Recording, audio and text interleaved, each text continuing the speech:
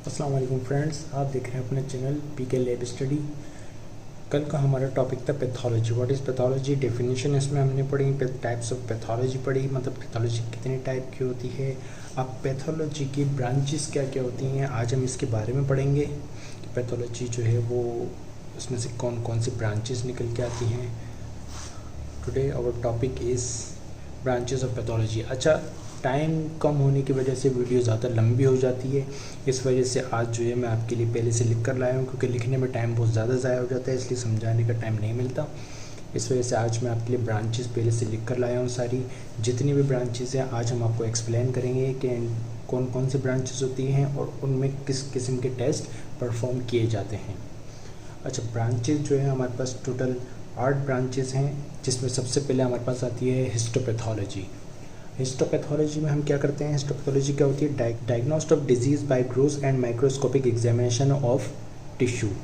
क्या मतलब, यानी कि हिस्टोपैथोलॉजी जो होती है उसमें हम डायग्नोस करते हैं टिश्यू के बारे में, यानी कि पूरी हिस्टोपैथोलॉजी जो है वो टिश्यू के ऊपर बेस है।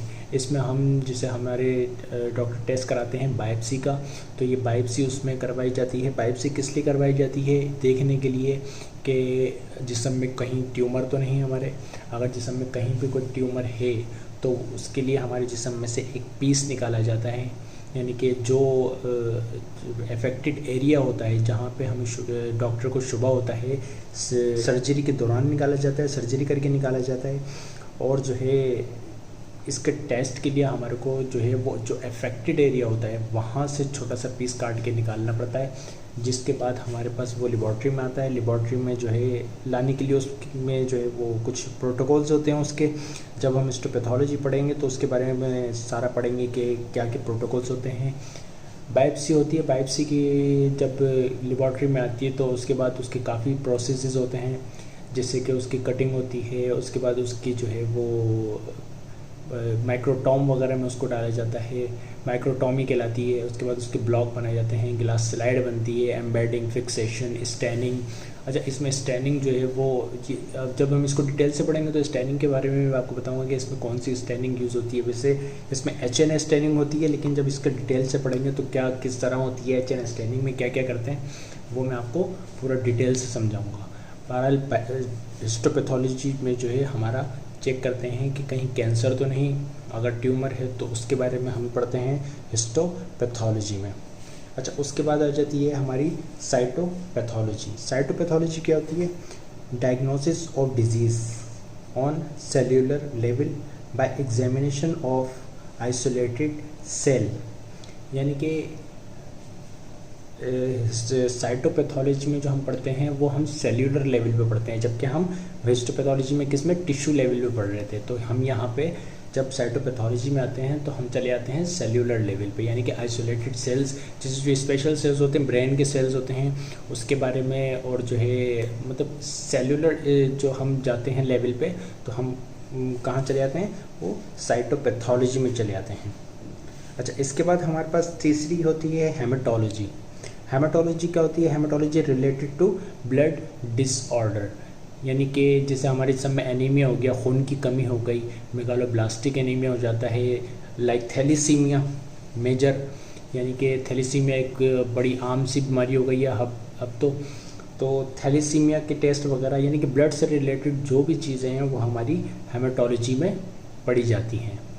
लाइक सिकल सेल एनीमिया भी होता है, आयरन डेफिशिएंसी एनीमिया होता है, पैरासाइटिक इन्फेक्शन जो होते हैं हमारे, यानी कि जो माइक्रोस्कोपिकली हम देखते हैं, और जो हाइपो माइक्रो वगैरह जो हो जाता है हमारे जिस्म में सेल्स का, सेल के शेप, साइज़, और यानी कि जो ब्लड से रिलेटेड जितनी भी चीज़ होती हैं वो हमारी किस में हो जाती हैं, हेमाटोलॉजी में। इसके बाद आ जाता है हमारे पास क्लिनिकल पैथोलॉजी। क्लिनिकल पैथोलॉजी क्या होता है, diagnosis of disease based on laboratory analysis of bodily fluid such as urine, ascitic fluid, pleural fluid, sputum। यानी कि क्लिनिकल पैथोलॉजी में हम पढ़ते हैं, यानी कि हमारे जिस्म में जो जो फ्लूइड्स होते हैं उसका हम किस में पढ़ते हैं, क्लिनिकल पैथोलॉजी में। यानी कि हमारे यूरिन में अगर कोई इन्फेक्शन आ रहा है, एसेटिक फ्लूइड में कोई इन्फेक्शन है, प्लूरल फ्लूइड में, स्पूटम वगैरह में हमारे कोई भी मसला आता है तो उसकी स्टडी हम कहाँ पे करते हैं, यानी कि gram negative bacteria, gram positive bacteria होते हैं। इसके अलावा हमारे पास इकोलाई वगैरह, ये वो जो मतलब जो चीज़ें यूरिन में आती हैं और फ्लूइड्स में आती हैं, तो उसको हम स्टडी किस में करते हैं, क्लिनिकल पैथोलॉजी में। इसके बाद हमारे पास आ जाती है 5वें नंबर पे केमिकल पैथोलॉजी। केमिकल पैथोलॉजी क्या होती है, diagnosis of disease by using the tool of chemistry. क्या कह रहा है, diagnosis of disease by using the tool of chemistry, यानी कि ये वो पैथोलॉजी कहलाती है जिसमें हम जो है केमिकल टूल्स जो है यूज़ करते हैं और जो है डायग्नोस करते हैं कि बीमारी जो है वो किस किस्म की है। अच्छा, इसमें स्पेशली हम जो है इसमें एंजाइम्स वगैरह जो चेक करते हैं, इसको हम वैसे केमिकल पैथोलॉजी जो होती है ना हमारी, इसको हम एंजाइमोलॉजी भी कहते हैं, एंजाइमोलॉजी भी कहा जाता है इसको। इसमें हम जो है वो केमिकल टूल्स इस्तेमाल करके पता करते हैं, डायग्नोस करते हैं कि जिस्म में कौन सी बीमारी है। अच्छा, इसके बाद हमारे पास 6ठे नंबर पे आ जाती है इम्यूनोपैथोलॉजी। इम्यूनोपैथोलॉजी क्या होती है, diagnosis of disease by detecting AG and AB specific reaction, यानी कि diagnosis of disease by detecting, हम क्या डिटेक्ट करते हैं इसमें, एंटीजेंस और एंटीबॉडी, यानी कि एंटीजन और एंटीबॉडी का क्या रिएक्शन जो है वो है जिस्म में, यानी कि बाहर से आने वाला जो होता है ना हमारी, जैसे हमारे जिस्म में बाहर से एंटीजन आ जाते हैं और उसके अगेंस्ट हमारी बॉडी जो है वो एंटीबॉडीज़ बनाती है। लाइक एंटीबॉडीज़ कौन सी, WBC बनाते हैं, तो जो उनसे फाइट करते हैं, तो इसको इम्यूनोपैथोलॉजी कहते हैं। लाइक इम्यूनोपैथोलॉजी की सबसे आम सी मिसाल ये है आर्थराइटिस। आर्थराइटिस जो है वो हम किस में स्टडी करते हैं, इम्यूनोपैथोलॉजी में, जो कि हड्डियों की बीमारी होती है हमारी आर्थराइटिस, जिसमें हड्डियाँ टेढ़ी हो जाती हैं, तो उसको हम किस में स्टडी करते हैं, इम्यूनोपैथोलॉजी में। 7वें नंबर पे हमारे पास आ जाती है फोरेंसिक पैथोलॉजी। फोरेंसिक पैथोलॉजी क्या होती है, concern with determining cause of death, concern with determining cause of death, यानी कि फोरेंसिक साइंस में हम पढ़ते हैं एक्सीडेंटल डेथ के बारे में, यानी कि जो एक्सीडेंटल डेथ होती है, इसके अलावा प्री प्लान भी डेथ जो होती है, यानी कि जो किल किया जाता है, किसी को मार दिया, किसी को जो है वो कत्ल कर दिया, तो उसकी स्टडी हम किस में करते हैं, थ्रू DNA।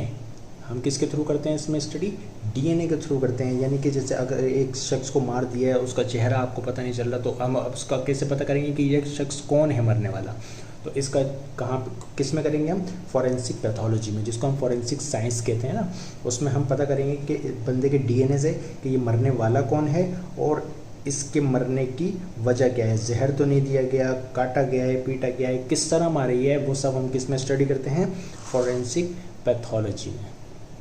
ठीक है, 8वें नंबर पे हमारे पास आ जाती है मॉलिक्यूलर पैथोलॉजी। मॉलिक्यूलर पैथोलॉजी क्या होती है, diagnosis of disease through the examination of molecule with in organ, tissue और बॉडीली फ्लूइड्स। अच्छा, मॉलिक्यूलर पैथोलॉजी में हम स्टडी किस में करते हैं, मॉलिक्यूल्स से, यानी कि हम मॉलिक्यूल्स जो DNA होता है, जो जीन्स होते हैं, इसको अच्छा एक और बात कि मॉलिक्यूलर पैथोलॉजी को हम जेनेटिक पैथोलॉजी भी कह सकते हैं। क्यों, क्योंकि इसमें की टोटली बेस ऑन किस पे होती है, DNA के ऊपर। तो DNA में क्या होता है, क्रोमोसोम, क्रोमोसोम्स में क्या होते हैं, जीन्स। तो जीन्स के बारे में हम स्टडी करते हैं, तो इसको हम क्या कहते हैं, मॉलिक्यूलर पैथोलॉजी।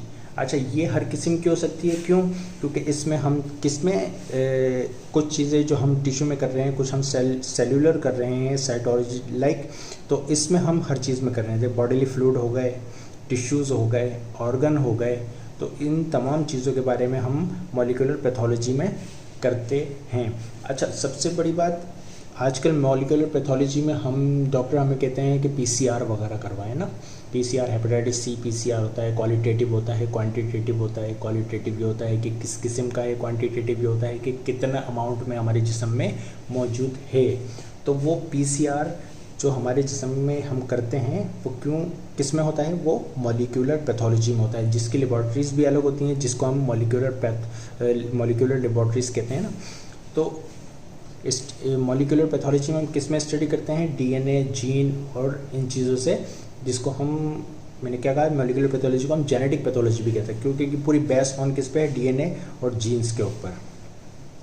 अच्छा, इसकी सब टाइप्स होती हैं कुछ पैथोलॉजी की सब टाइप्स क्या होती हैं, एनाटॉमिकल पैथोलॉजी, क्लिनिकल पैथोलॉजी और मॉलिक्यूलर पैथोलॉजी। अच्छा, इसकी ये 3 जो टाइप हैं उसमें से क्लिनिकल पैथोलॉजी और मॉलिक्यूलर पैथोलॉजी तो हम पहले पढ़ चुके हैं। अच्छा, उसके अलावा एनाटॉमिकल पैथोलॉजी क्या होती है, एनाटॉमिकल पैथोलॉजी और एनाटॉमिकल पैथोलॉजी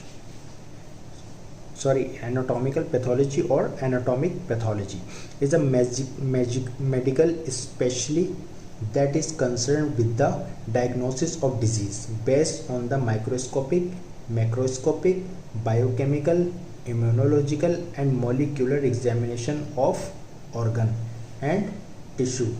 अच्छा, एनाटॉमिकल इसमें हम क्या पैथोलॉजी में क्या करते हैं, एनाटॉमिकल पैथोलॉजी जो है वो बॉडी टिश्यू, लाइक जैसे हमारा हिस्टोपैथोलॉजी था ना, हिस्टोपैथोलॉजी में हम क्या करते थे कि टिश्यूज़ के बारे में पढ़ लेते, तो एनाटॉमिकल पैथोलॉजी भी जो है वो उसमें हम टिश्यू, बॉडी टिश्यू के बारे में पढ़ते हैं। लेकिन इसमें असल में फ़र्क क्या है, हिस्टोपैथोलॉजी और एनाटॉमिकल पैथोलॉजी का ख़ास फ़र्क ये है कि हिस्टोपैथोलॉजी में हम लीजन जो है हमारा, उसमें से हम पीस निकालते हैं और उसकी हम डायग्नोस करते हैं। एनाटॉमिकल पैथोलॉजी में हम पूरा ऑर्गन भी निकाल सकते हैं और जो है, अब हमने उसमें डिफरेंस क्या होता है हिस्टो और एनाटॉमी में, कि इसका हमें शेप भी चेक करना होता है, स्ट्रक्चर चेक करना होता है, और यानी कि डिफरेंस चेक करना होता है कि ऑर्गन्स पहले कैसा था और ऑर्गन में अब क्या फ़र्क है, उसके शेप में तो फ़र्क नहीं आया, उसके स्ट्रक्चर में तो फ़र्क नहीं आया। तो ये सारी चीज़ें हमारी एनाटॉमिकल पैथोलॉजी में चेक की जाती हैं। अच्छा, टाइप्स होती हैं एनाटॉमिकल पैथोलॉजी की। एनाटॉमिकल पैथोलॉजी की टाइप्स कौन कौन सी होती हैं, सर्जिकल पैथोलॉजी, हिस्टोपैथोलॉजी और साइटोपैथोलॉजी।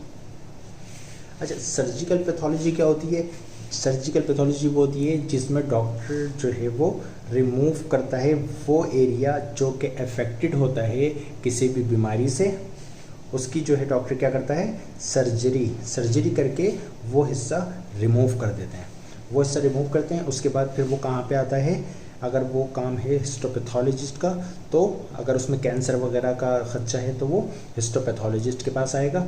हिस्टोपैथोलॉजिस्ट उसमें बताएगा कि फिर कौन सा ऑर्गेनिज्म है, क्या है, कौन सी बीमारी है, ट्यूमर है, मिलाइन है, और जो है वो मैलिग्नेंट है, कौन सा जो है वो कैंसर इसमें है। अच्छा, हिस्टोपैथोलॉजी हम पहले पढ़ चुके हैं, इसमें ग्रॉस एग्जामिनेशन वगैरह होती है, माइक्रोटॉमी होती है। हिस्टोपैथोलॉजी का एक अलग टॉपिक हम बनाएंगे इंशाल्लाह, हिस्टोपैथोलॉजी में क्या क्या होता है, कौन सी स्टेनिंग वगैरह, ये वो सब। अच्छा, साइटोपैथोलॉजी भी हम पहले पढ़ चुके हैं, ठीक है।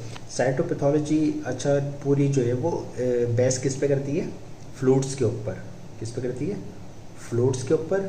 और स्कारपिंग क्या होती है, स्कारपिंग वो होती है जैसे कि हमारे कोई एलर्जी वगैरह हो गई, या हमारे जो है वो कोई जैसे ख़ारिश होती है ना हमारे, स्किन पे कोई ख़ारिश हो गई तो और वो हिस्सा सूख गया तो उस पर हम स्कारपिंग करते हैं ना, सर्जिकल ब्लेड से हम उसको हल्का सा खुरच के निकाल लेते हैं। जैसे कि हमारे नाखून सफ़ेद हो जाते हैं बिल्कुल, तो हम उस पर से हल्का सा निकाल के स्कारपिंग करते हैं उसकी, और उसको हम जो है पैथोलॉजी लैब में भेजते हैं ये देखने के लिए कि आया उसके अंदर कोई जरासीम तो मौजूद नहीं है। तो इस प्रोसेस को क्या कहते हैं हम, स्कारपिंग। ठीक है, ये तो हो गया all about branches of pathology. उम्मीद है कि आपको बहुत अच्छी तरह समझ में आया होगा। नहीं समझ में आया तो आप मुझे बताएं, इंशाल्लाह मैं हर ब्रांच पे अलग अलग वीडियो भी बनाऊंगा ताकि आपको ये तमाम ब्रांचेस जो है वो क्लियर हो जाएं। उम्मीद है कि आपको वीडियो पसंद आई होगी, और इसके अलावा वीडियो को लाइक करें, सब्सक्राइब करें, शेयर करें। आज मैं लिखूंगा नहीं, बस मैं ऐसे ही बोल रहा हूँ, अगर आप जो है वो उम्मीद है कि करेंगे। फिर मिलेंगे इंशाल्लाह कल नए टॉपिक के साथ। अल्लाह हाफिज़ एंड फ़ी अमानिल्लाह।